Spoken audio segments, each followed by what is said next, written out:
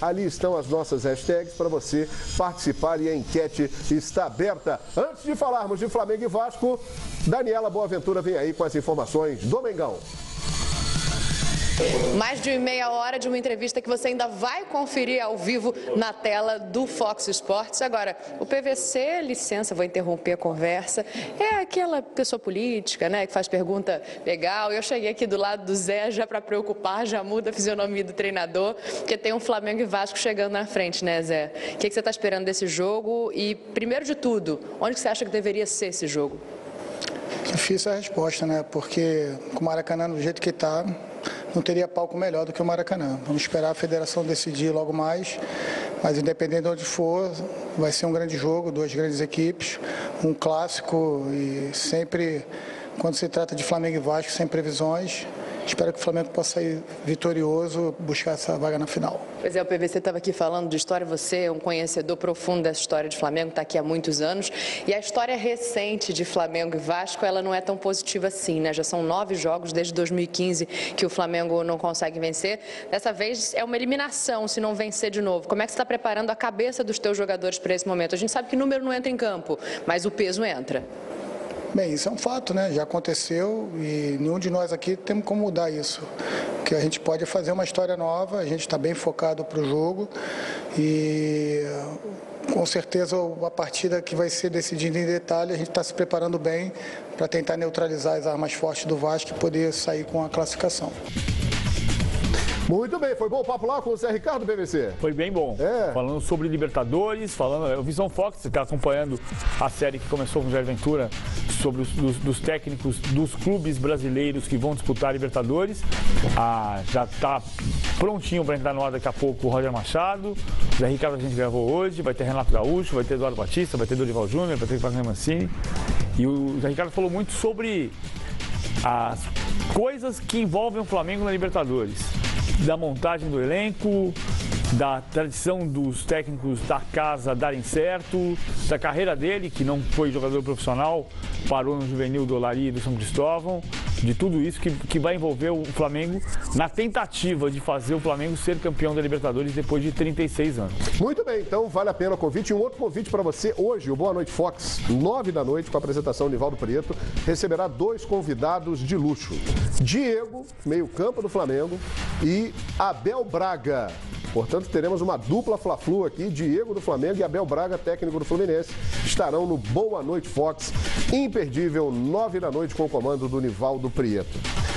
O Flamengo é sempre favorito contra o Vasco, essa é a opinião de Paulo Guerreiro.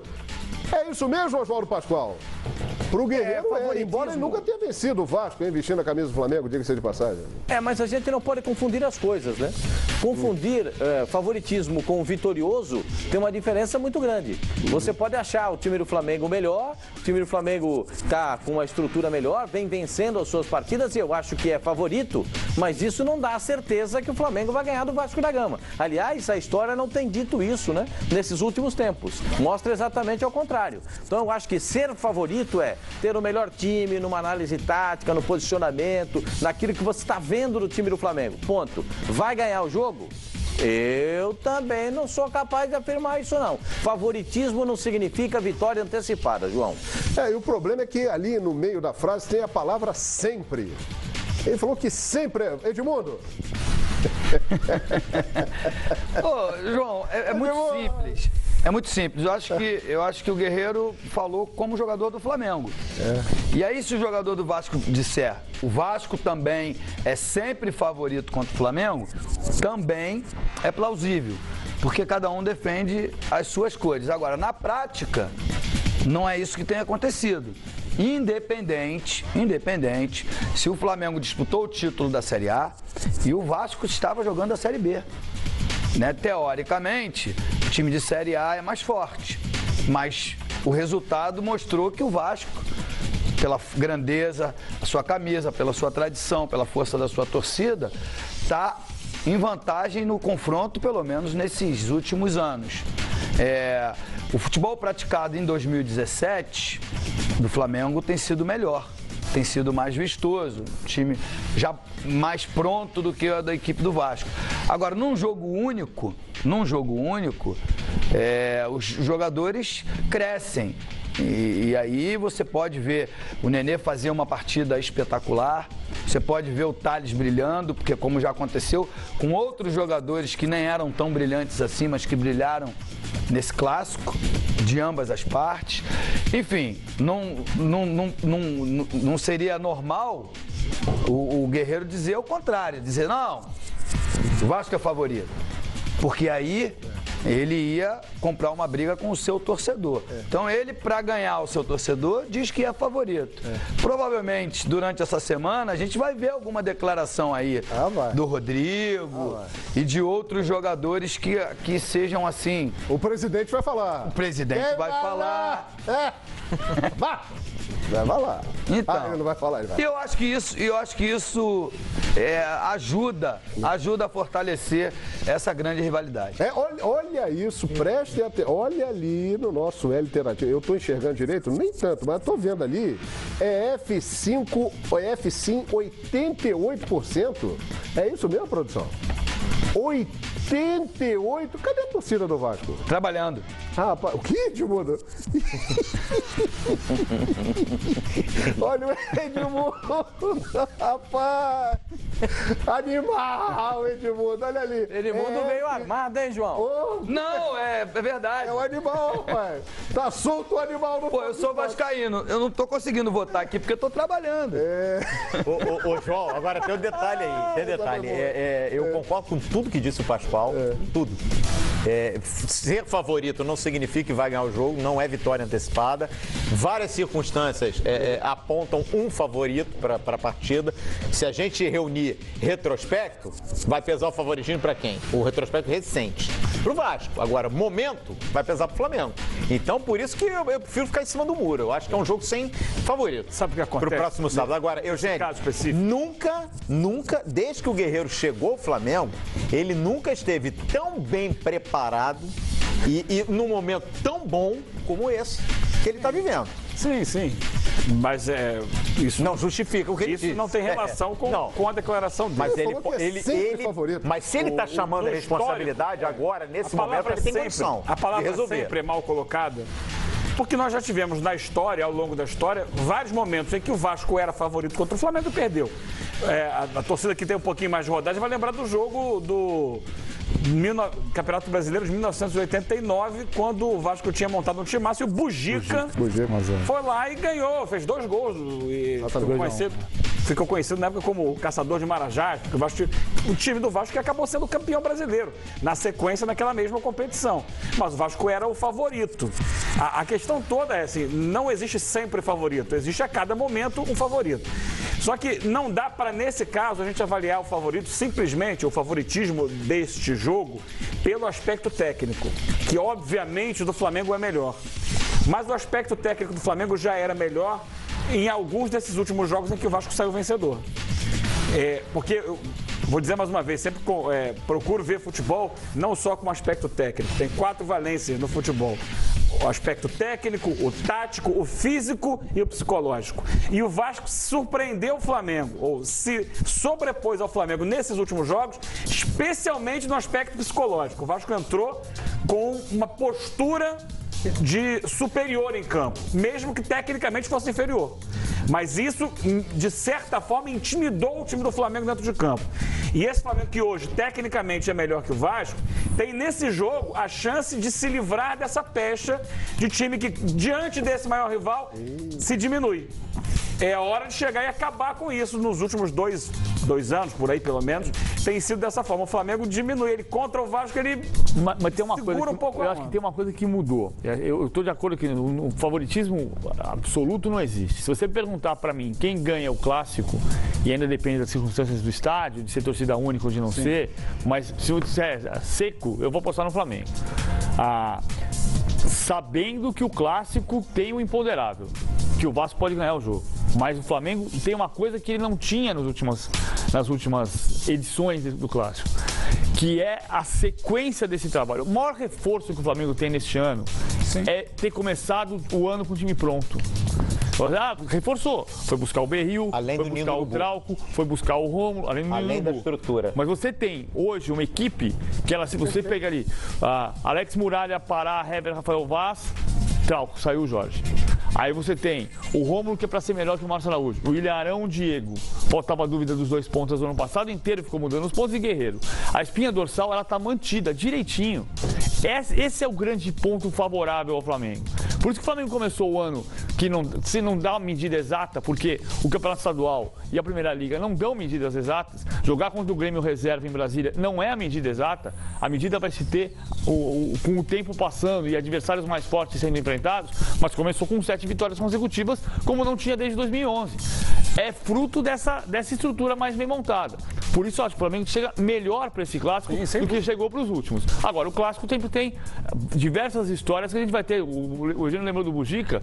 Eu lembro muito do momento que o Flamengo ia ser campeão do mundo, campeão da Libertadores, o gol da poça d'água do Roberto em 81. Que estava todo mundo pronto para comemorar o título do Flamengo e o Roberto na poça, forçou o terceiro jogo do campeonato, que foi o jogo do Ladrilheiro, no domingo, em dezembro de 81. Eu acho que o problema ali foi a palavra sempre, né?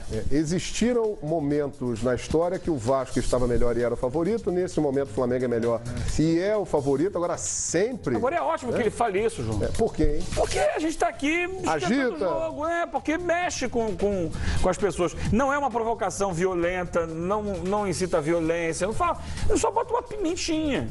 Isso é legal, que mexe, cria uma expectativa.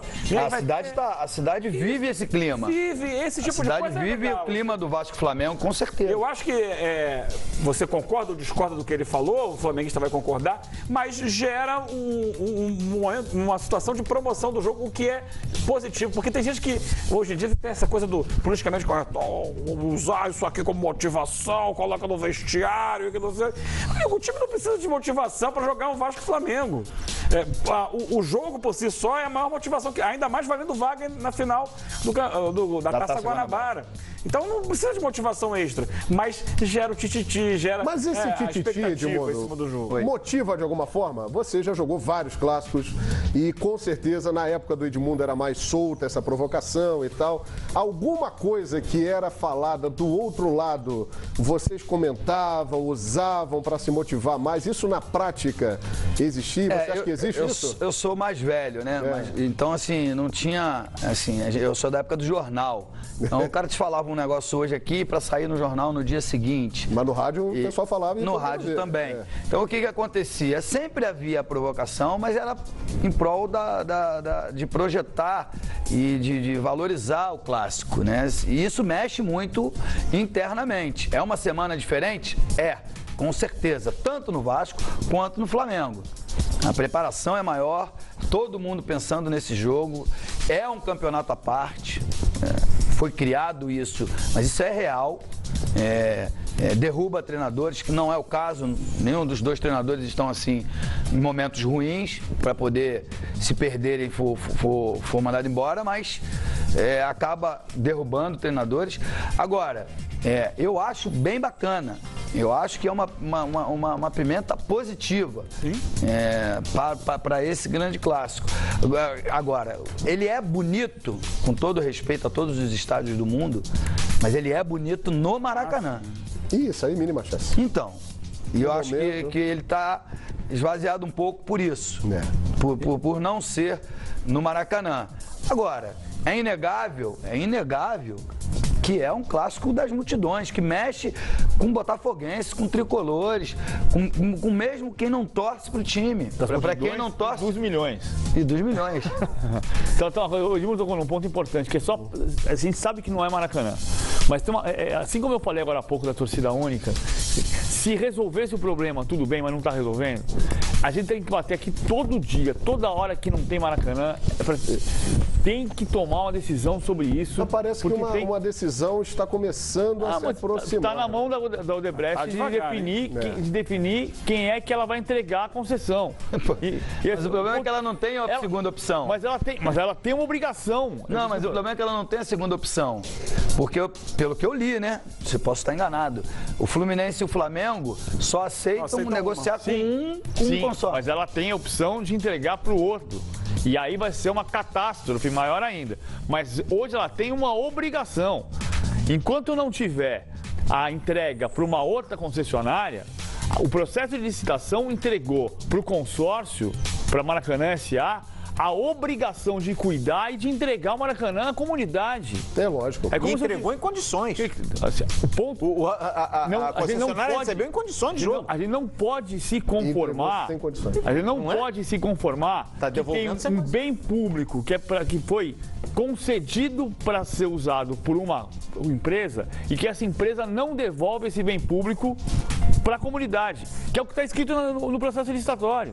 Ela ganhou o direito de gerenciar o estádio e entregar à comunidade. É verdade. No momento, infelizmente, o Maracanã ainda não pode ser utilizado.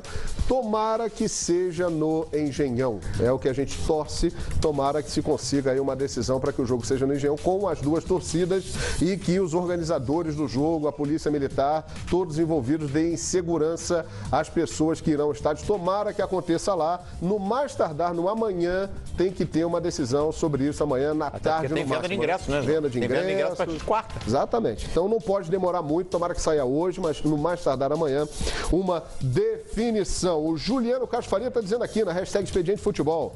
Futebol está muito chato. Antigamente essas provocações eram normais e hoje gera polêmica. Realmente o mundo mudou bastante. E olha a enquete, tivemos uma reação da torcida do Vasco, hein?